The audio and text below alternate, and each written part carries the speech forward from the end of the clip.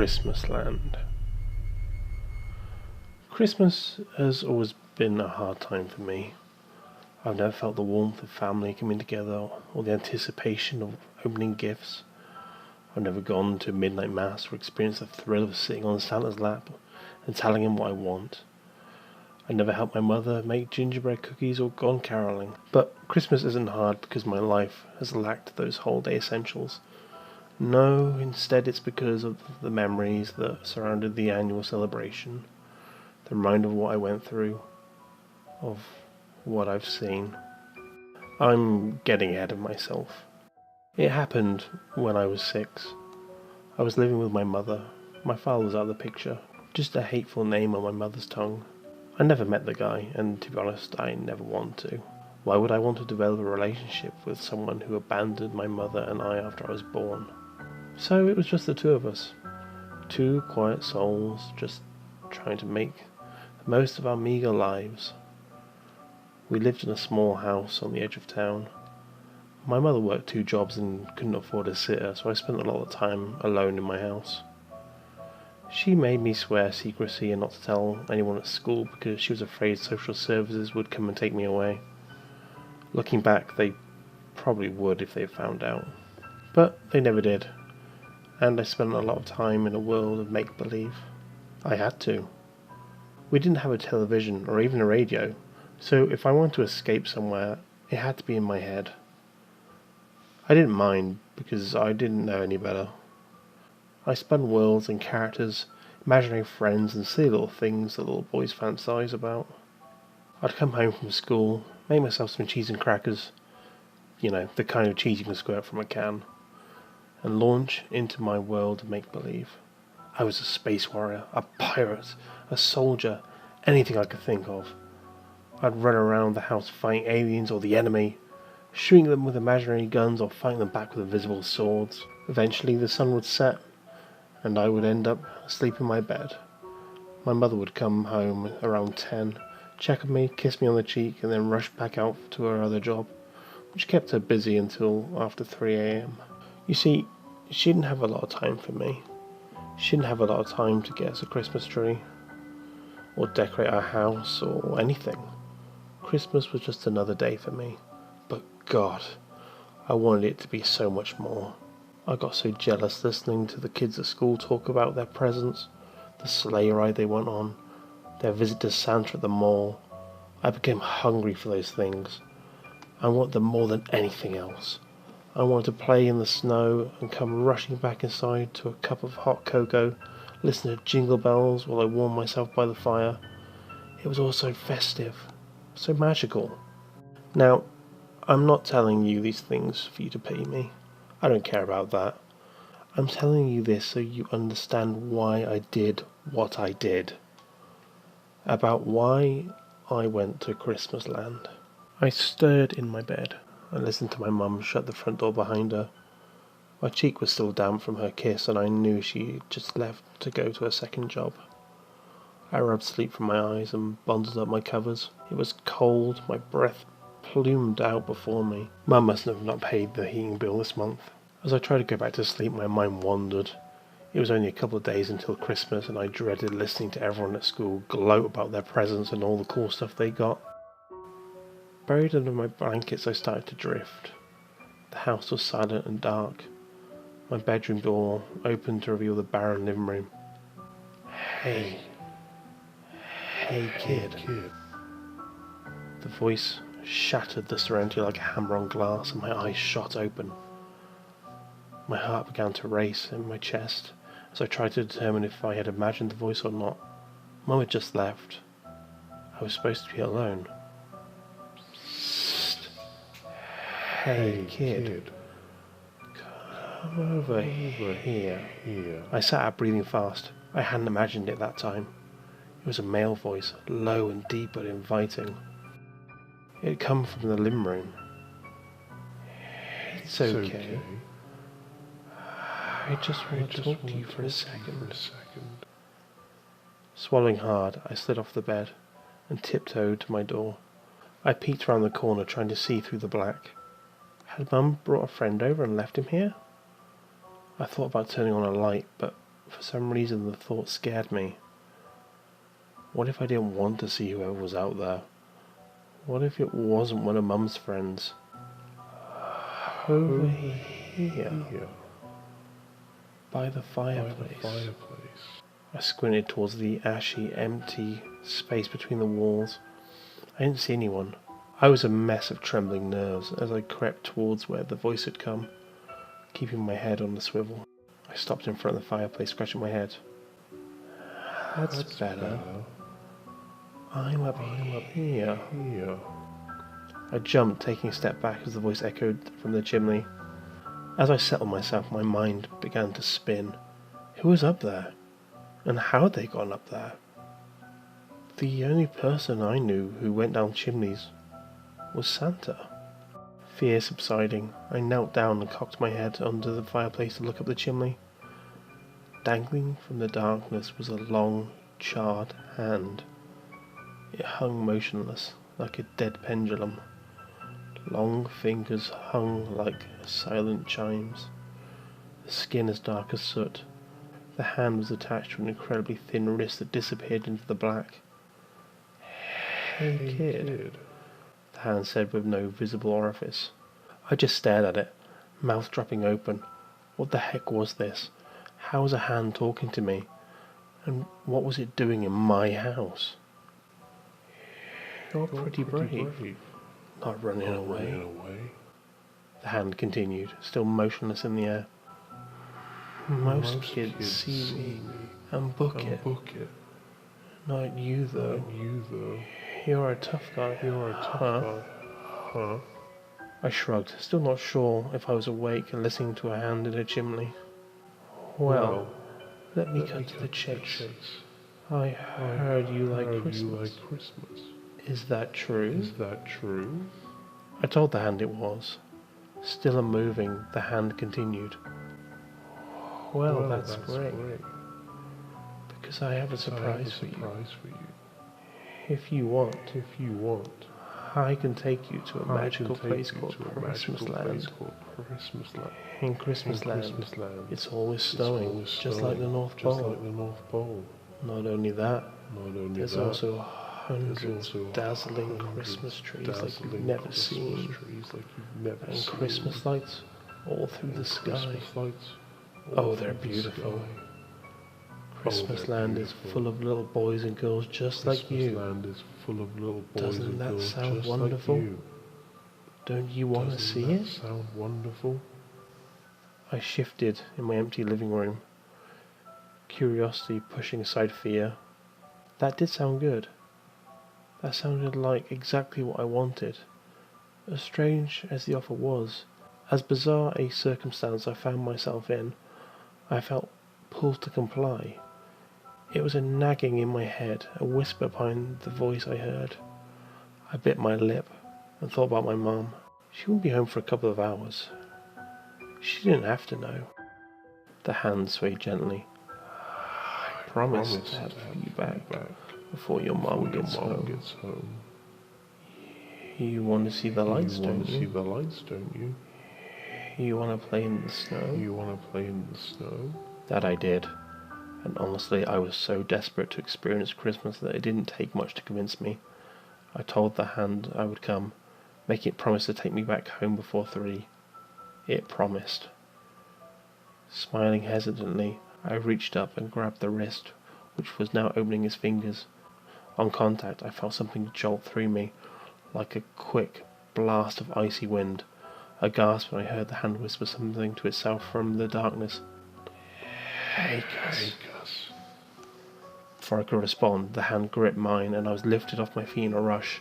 Darkness blasted around me and I squinted, my eyes watering.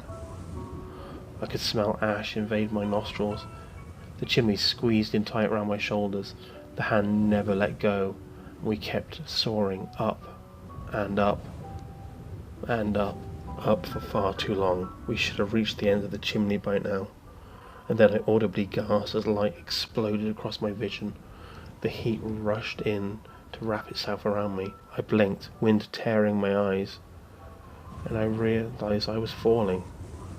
I was falling fast. The hand was nowhere to be seen. I started to scream, realising I was falling towards the earth from high up, impossibly high up, and everything was wrong, all wrong. I expected to see my house, my neighbourhood, a dark landscape below me, but what I fell towards was nothing like that. I fell towards charred earth and dusty mountains. I fell towards pits of fire and empty wasteland. I fell towards a mass of something wriggling, screaming. As terror poured from my mouth, hair slapping across my face, I saw that I was falling towards a massive net dangling over the earth, filled with screaming children.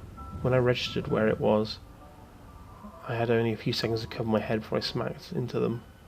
My breath was crushed from my lungs, and I felt bones break under me as I made contact with other kids. I felt my shoulders scream with pain, and I wriggled on top of the pile as hands reached for me, tried to pull me under, tried to get me off of them. Faces stared at me, terrified, tear-streaked faces. Confusion and horror crashed together in my young mind like trains on the same track. I didn't know where I was, what was happening, or what I had just fallen into. I kicked at the hands grabbing me, frantic to be free from their touch. There were hundreds of kids below me, most of them crushed and dead from the weight of those above. I rolled over and pressed my face against the mesh looking below us. Blood dripped from the bottom of the net, and I could hear the slow grind of breaking bones in the air. And then the net began to move. I gripped it and pulled myself into a standing position, face pressed against the fibres, desperate to see where I was. The vision that awaited me still haunts me to this day. We were hanging above a vast plain of red earth. Foothills rolled below us, empty of forests or foliage. Rock formations jutted from cuts in the dirt like emerging infections. Sharp angles and dangerous surfaces, ash rained from a crimson sky, a constant curtain of never-ending flakes. It looked like snow. Walking across the expansive plains were dozens of towering, naked, sexless humans. They rose hundreds of feet into the air, all silent, with eyes that looked glazed over as if they were asleep. They were rhythmic in their movements, ordered to their steps. They worked together all across the horizon, bringing down nets and emptying them into colossal piles. Dozens and dozens of human mountains scattered across the horrific world, bleeding carns that screamed and howled in the wind. I watched in devastated horror as the children were emptied from the nets and tumbled down the piles, still fighting to get away. Even as they did, one of the enormous humans would come forward and kick them back, killing them in the process. When the piles were high enough, an enormous blazing rock was set at the top to begin a slow burn down the mountain of flesh. In a sick way, it reminded me of a star atop a Christmas tree, the orange and red stone lighting the pile with disturbing colour. As it burned away the bodies, a thick black smoke wafted from the death and rose up and up, high into the sky. My bloodshot eyes followed the dozens of plumes of smoke towards the heavens, and for a second time my breath was robbed from my lungs. Stretching across the expanse of the sky, from horizon to horizon, was an absolutely titanic human body. It was naked like those below, but its skin was pale, almost white.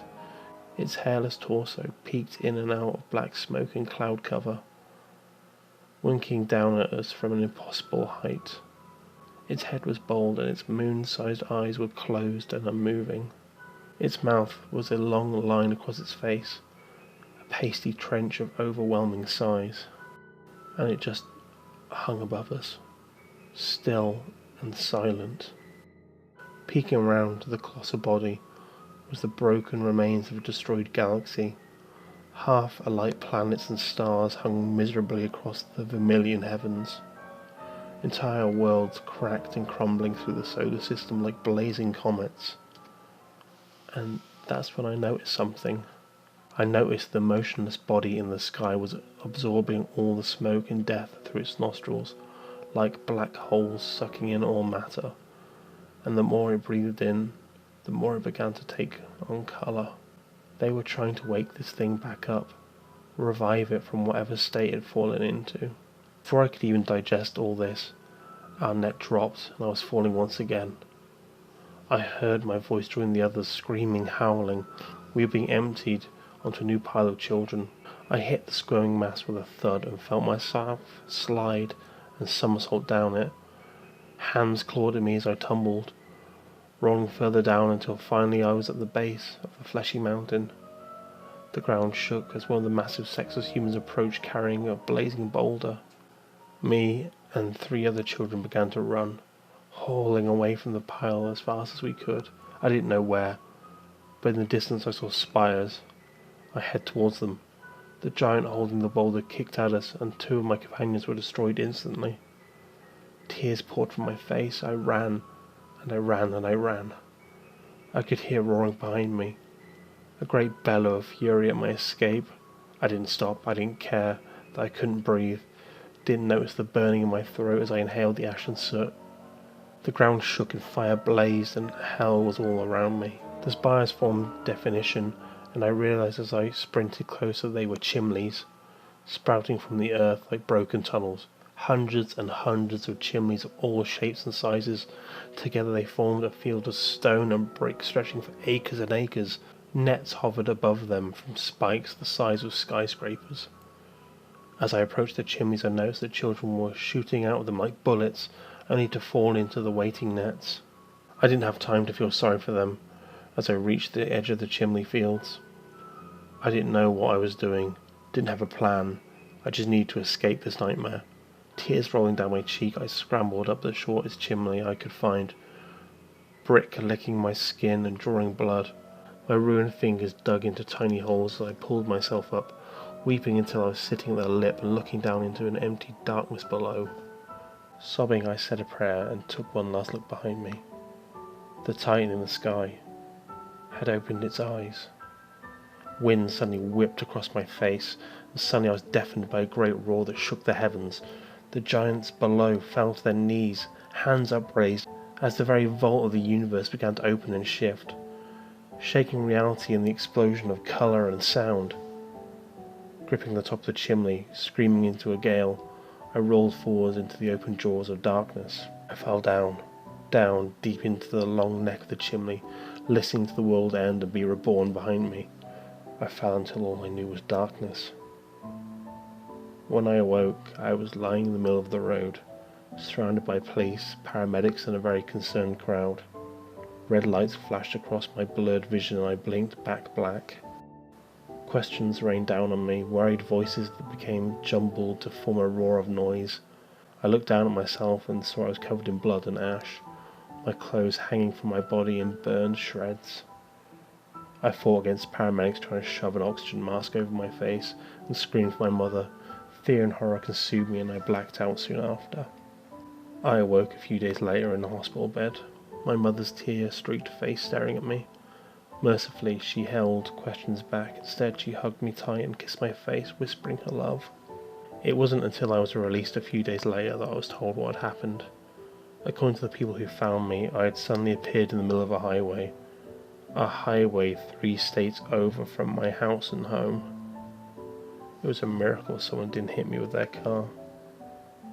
My mum took me home and for years didn't ask questions. She knew something horrible happened to me, and I think she always suspected someone had come and snatched me from my bed and dumped me in the road. I let her believe that despite the contradicting timeline.